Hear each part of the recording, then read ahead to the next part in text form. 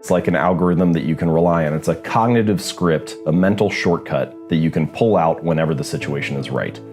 Even if you are talented, you can't succeed without having great habits.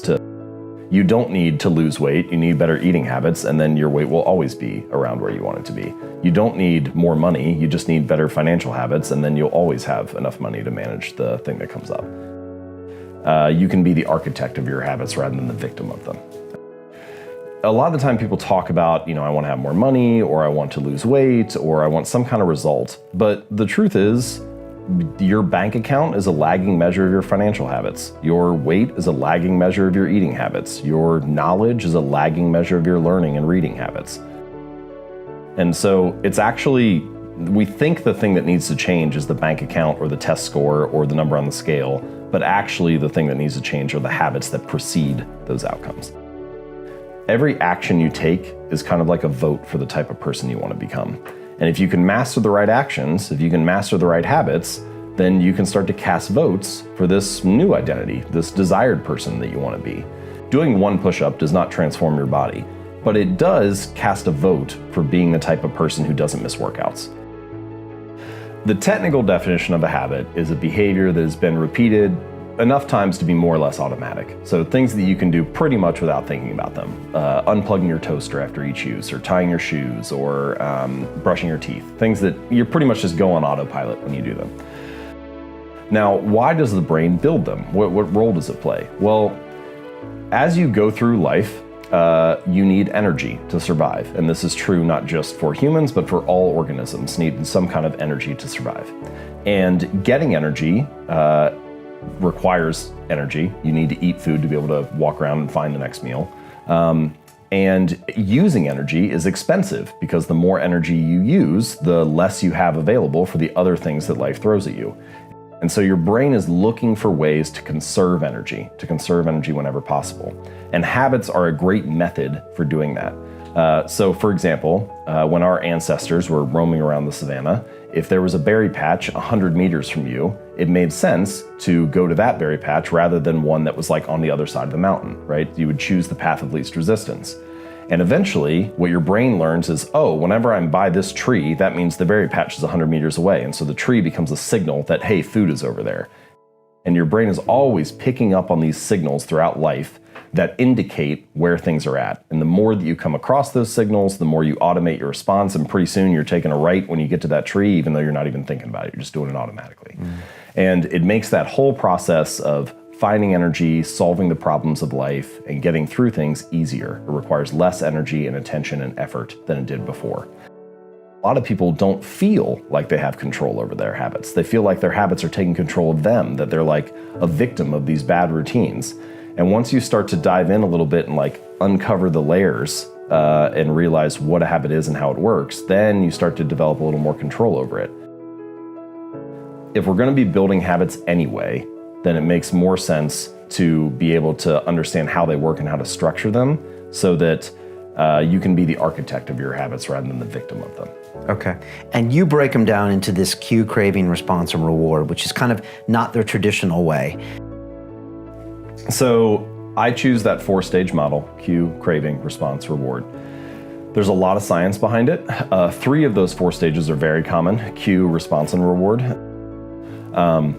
And the idea, and there's 100 years of behavioral psychology research behind this, that if you show someone the right cue and they take an action and then you follow it with a reward, you can train them to do that thing whenever the cue arises again, whenever the stimulus happens. So if whenever the light in the lab turns on, the monkey gets a squirt of juice, then it knows whenever the light is on, I should go over and put my mouth underneath the nozzle to get some juice or whatever. And you can do that for all kinds of things. And it works for human behavior as well in many ways. But then there was this second wave of research with cognitive psychology over the last probably 50 to 75 years that shows that not only do external cues and external rewards influence our habits, but also internal moods, emotions, feelings, thoughts, beliefs, those influence our behaviors too. So you don't actually do something for the reward, you do it for the image that the reward creates in your mind. If you go to Amazon and you buy Atomic Habits or you buy some book or whatever, you aren't actually buying the book. You can't because you don't have it yet. What you're buying is the image that that sales page creates in your mind. You're buying the expectation that it will be a good book. And the reward of actually having the book or reading the thing only comes afterward. It only comes after the action. I believe this is true for pretty much all human behaviors and actions. It is actually the anticipation that it will be good that gets you to lift it up. The reason that I take a drink of this tea is not because I like the tea. I haven't drank it yet. It's because I anticipate that having a sip will taste good. And so it's actually the anticipation or the hope, the prediction of what is to come that motivates all actions to occur. The craving motivates you to act, then you take the action, and then there's the reward, and the reward serves two purposes. And the first one is that it satisfies the craving that came before. So if the thing that got you to buy the online course or that got you to sign up for the personal trainer at the gym was the hope or the anticipation that, oh, if I do this, then I'll be getting fit, or if I do this, then I'll be, getting the ideas I need to build my business or whatever. You satisfied that craving by making the purchase. And so now that craving is actually gone. What you need is a different craving now. You need the craving to make sales calls or to do a set of burpees or whatever. That's the new craving that you need to actually stick with the real thing. You fulfilled the craving that motivated the purchase. We mentioned the 4 stages: cue, craving, response, reward.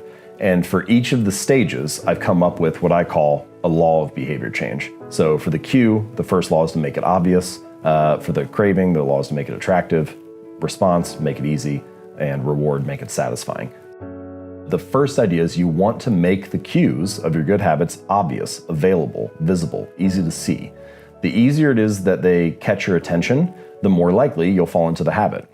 To break a bad habit, you just invert each of the 4 laws. So rather than making the cues of your bad habits obvious, you want to make them invisible. Rather than making it attractive, make it unattractive, make it difficult, make it unsatisfying. And an example, what is a good example of that for good and bad habits? So one of the places I like to suggest starting is with what I call environment design. So basically the things that are on your desk at home, your kitchen counter, your office at work, they influence your behaviors. And if you can restructure your physical environment or your digital environment, then you're more likely to actually stick with the right habit. So as an example, a lot of people feel like they watch too much television. So walk into pretty much any living room, where do all the couches and chairs face? They all face the TV. It's like, what is this room designed to get you to do? And now I'm not saying you have to restructure your entire house, but there are a range of choices you could make, right? You could take the chair and turn it away from the television and have it face a coffee table with a book on it. Or you could put the TV inside a wall unit or a cabinet, something behind doors, so you're less likely to see it. But you can also use it to promote good habits. So, for example, I used to buy apples and I would put them in the crisper at the bottom of the fridge and I wouldn't see them because they were tucked down there. And so then 2 weeks later, they would go bad and I get annoyed because I'm throwing food out and throwing money away. And so I bought a big display bowl and I put it right in the middle of the counter and put the apples in there, and now they're gone in like 3 days just because it's obvious. Same thing was true when I built a flossing habit. I realized that for many years, I would brush my teeth twice a day, but I would only floss every now and then. It was like, well, why is that? Well, one of the reasons is because the floss was in a drawer in the bathroom and I just wouldn't see it. It was tucked away down there. So this time I bought a little bowl and put it right next to my toothbrush and put the floss in there, and now brush my teeth, put the toothbrush down, pick the floss up.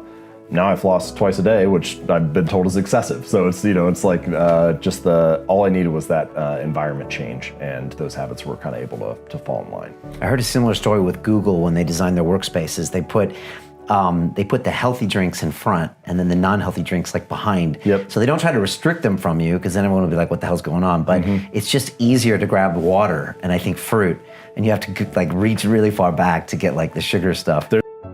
And so actually you don't need a clean room, you need better cleaning habits, and then your room will always be clean. You don't need to lose weight, you need better eating habits, and then your weight will always be around where you want it to be. You don't need more money, you just need better financial habits, and then you'll always have enough money to manage the thing that comes up.